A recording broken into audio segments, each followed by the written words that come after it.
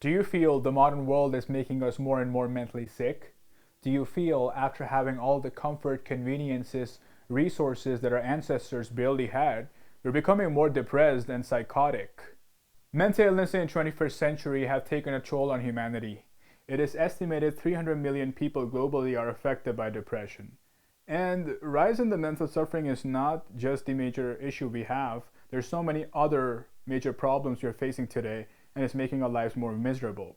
Some of these problems are ecological problems like pollution, to other problems like terrorism, poverty, potential for World War III, increase in suicide rates, corruption, substance abuse, unemployment, social isolation, rise in narcissism. The list goes on. It has to be the way our mind is operating is the major reason for, if not all, most of the problems we have today. The society fundamentally is functioning in a very destructive manner, thus giving rise to these problems. I will soon make a video about the nature of thought, the nature of mind, the way it is operating, creating problems and then trying to solve it. Like Einstein said, you can't solve the problem with the same thinking which created it. I will also talk about the fragmentation of thought in my other video, but in this video, I want to give more understandable and a simple philosophical perspective about this problem. I would like to use the Yin and Yang philosophy here. I'm pretty sure most of you are already aware of the Yin and Yang symbol. According to this philosophy, the reality has organized itself as two polarities, meaning there will always be the two opposites, the yin, the yang, the masculine, the feminine, the lightness, the darkness, the life, death, order, chaos, and it goes on. For example, when you look at nature, it is chaos, and the civilization, which is the opposite of it, is the order. Though civilization does not have a perfect order, but it is more orderly than nature. Let's have a closer look at these two sides of the symbol. They may be each other's opposite, but both these sides have a purpose, and they're kind of dependent on each other for the growth, expansion, and progress. Each of them have an aspect of the other polarity within themselves. So the yin has the small yang, and the yang has the small yin within it. These small aspects play a major role which helps each polarity to relate with its opposite and remain connected, because they're whole and not separate. So for example, the nature, which is chaos, has some tiny order in it. Food chain is the best example I can think of. And the civilization, which is order, has some chaos in it. But here's the interesting thing. What is happening is the civilization is becoming more and more chaotic. Well, if the purpose of the civilization is to create order, then why is it becoming more chaotic? What do you think could be the reason for this?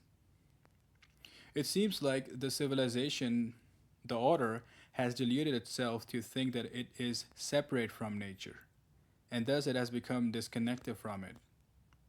And this is why it is not treating the nature as a part of itself. Well, if we were really connected to the other polarity, then we would treat our planet as a household. Rather, we have become, unfortunately, parasites of it. And so, we have started seeing nature as our enemy, because we can't relate with it anymore. The civilization has disconnected from the aspect of nature within, and now it is creating order by destroying the nature. But why, in the process of destroying nature, we are also destroying ourselves? Yes, we are physically dependent on it. If there are no trees left, we would not last very long. That makes sense. But interestingly, the destruction taking place is more internal than external. Rise in mental illness is the best example of this internal destruction human race is facing now. The human race, which was designed by the nature to create real order, is suffering internally. The collective state of humanity is experiencing existential crisis. But why? Now, it makes sense physically that we are dependent on nature. And if we destroy nature, we would end up destroying ourselves.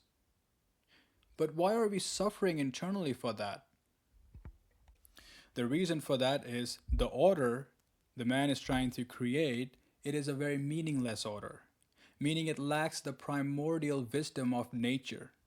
It lacks the ancient wisdom of its ancestors.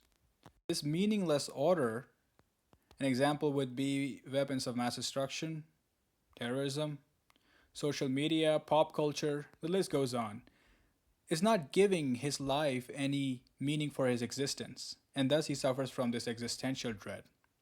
The man has to realize that he is dependent on the mother nature, not just externally, but internally as well, because she is the one who gives the guidance which helps in man's growth and advancement.